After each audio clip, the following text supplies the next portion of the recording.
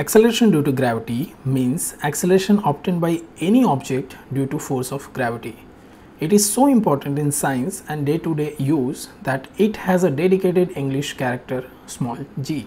Before we dive into complexities of acceleration due to gravity, let's try to understand what actually it means. As you know, acceleration due to gravity is acceleration, means rate of change of velocity. When we say acceleration due to gravity is 9.8 meter per second square, that means any object dropped near Earth, its velocity will keep on increasing with 9.8 meter per second for entire duration of fall. For example, suppose a red ball is falling from rest, its initial speed is 0, which will become 9.8 meter per second in first second.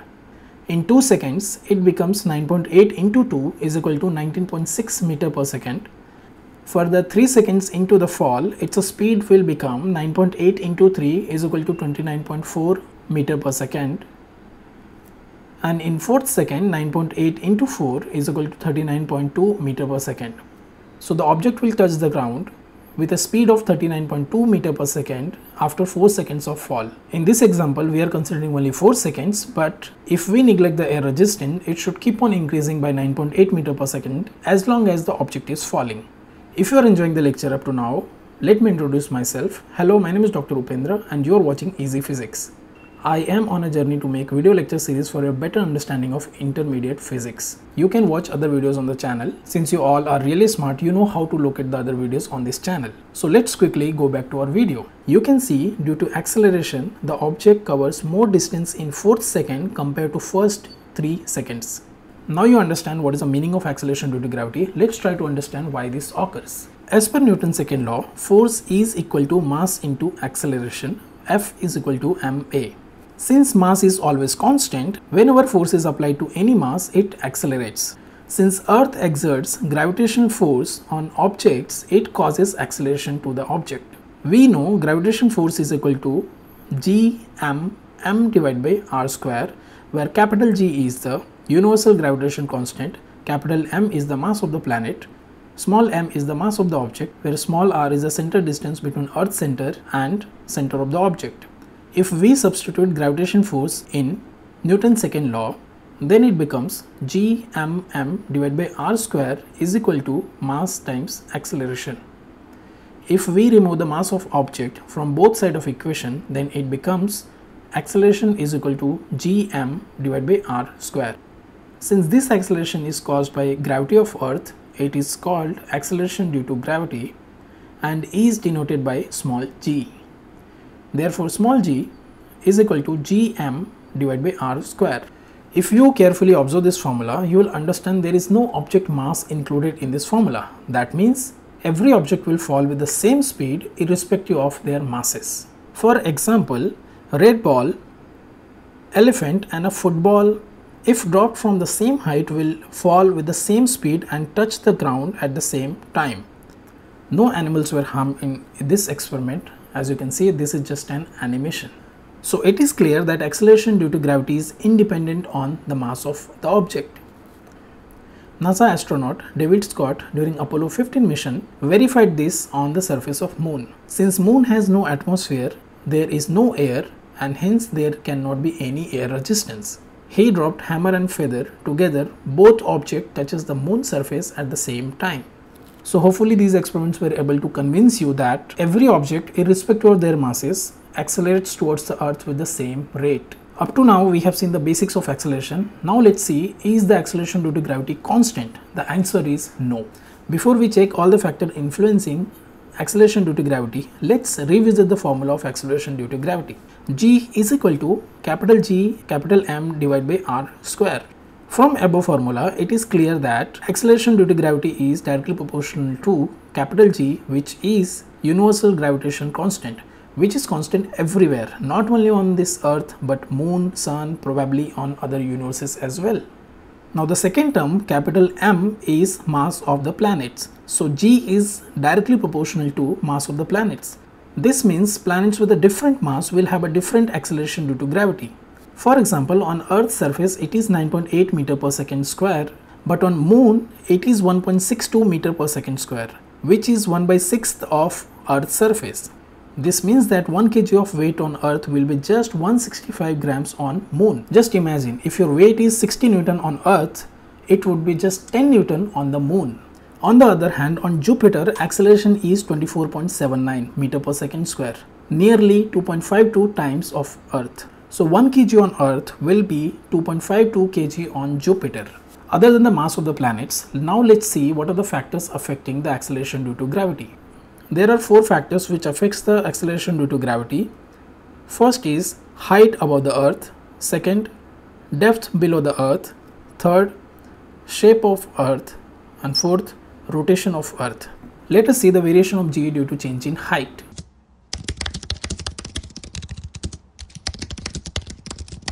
Suppose an object is on the Earth's surface. At Earth's surface, its value of acceleration due to gravity G is equal to 9.8 meter per second square. Suppose an object moves above Earth's surface, then G dash will change.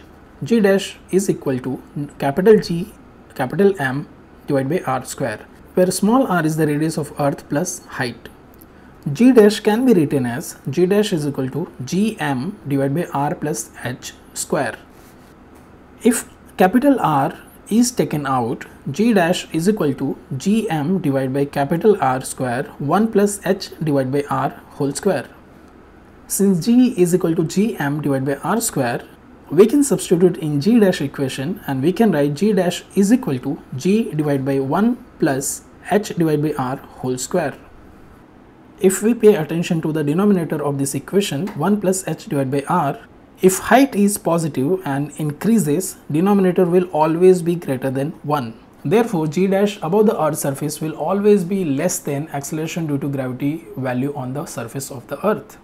Since denominator is squared, the G dash value will change parabolically. For example, G dash on Earth's surface is 9.8 meter per second square. It becomes 8.7 meter per second square at height of 400 kilometers. As the height increases to 1000 kilometers, the G dash value decreases significantly.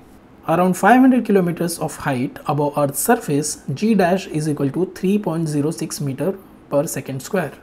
At the height of 37,500 kilometers above the Earth's surface, value is 0.22 meter per second square. At the Moon distance, that is 3,84,000 kilometers, the value of acceleration due to gravity is 0.0027 meter per second square.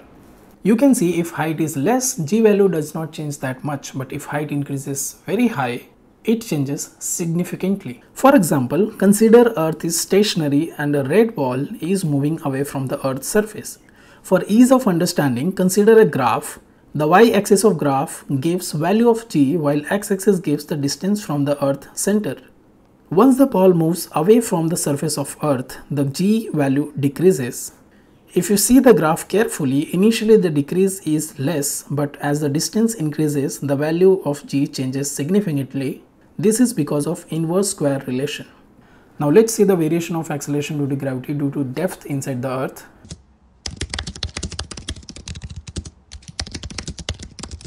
Suppose you start digging inside the Earth. I don't know why you would do it, but suppose you are doing it. Then the radius will decrease, but as per Newton's law for shell, the effective mass will also decrease. Instead of complete mass, only partial mass will act. For example, consider Earth with a radius r.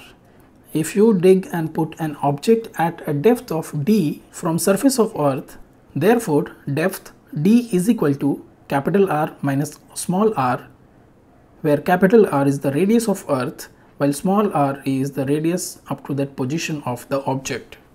Only the mass m dash enclosed in the radius and shown with yellow color will act on the planet. Therefore, gravitation force because of mass m dash will become equal to capital G m dash m divided by r square. Therefore, G dash will become equal to capital G m dash divided by r square. We can find the relation between m and m dash and substitute in the above equation. I am omitting those equations because that will be time consuming and will defeat our purpose of understanding the concepts. But if you want the derivation, you can go in the video description and you will find the PDF. You can download and access that PDF. If we substitute m in m dash, we get final equation G dash will be equal to capital G capital M r divided by r cube. r is the distance from the center of Earth to the center of an object. In this equation, capital G, capital M and R are constant and only variable is small r. From this equation, it is evident that G dash varies linearly. Let's see the equation carefully. At Earth's surface, small r becomes equal to capital R. Therefore, G dash will be equal to capital G, capital M divided by R square. This is our regular formula. But if small r is equal to 0, that means we are discussing about the Earth center, then G dash will become equal to 0. That means acceleration due to gravity G varies linearly from 0 at the center of Earth to 9.81 meter per second square on the surface of Earth. Now let us understand this with a graph. In the graph, y-axis gives acceleration due to gravity strength, x-axis gives position of object inside the Earth. So, if object is at the center, acceleration due to gravity G is equal to 0, but when the object moves towards Earth, effective mass will also increase.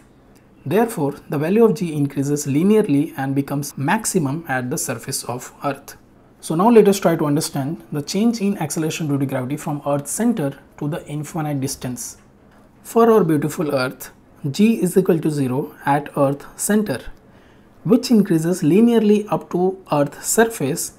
The maximum value of G is at the Earth's surface and it falls parabolically as the height increases above the Earth's surface.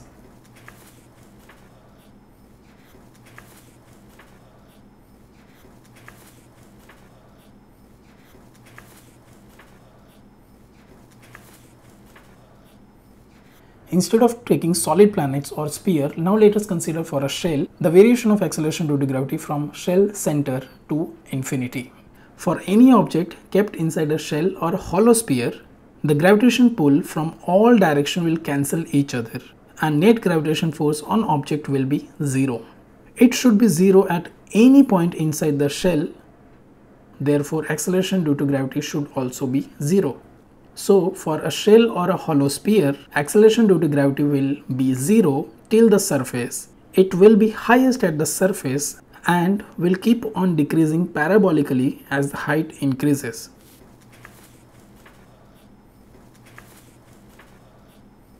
I hope you understood the variation in acceleration due to gravity due to height and depth. In both the cases, it is maximum at the Earth's surface, and if we go above the Earth's surface or below the Earth's surface, it decreases. Now the third factor affecting the variation in acceleration due to gravity is because of shape of the Earth.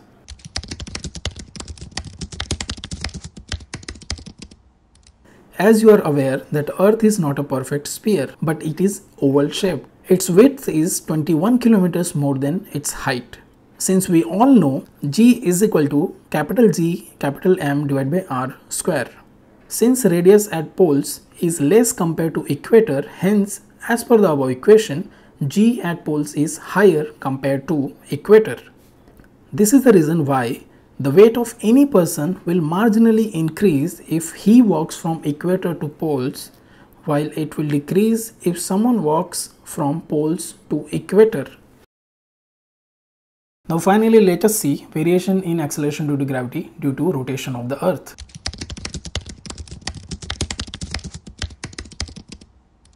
We all know that the Earth is not stationary, but it rotates on its axis.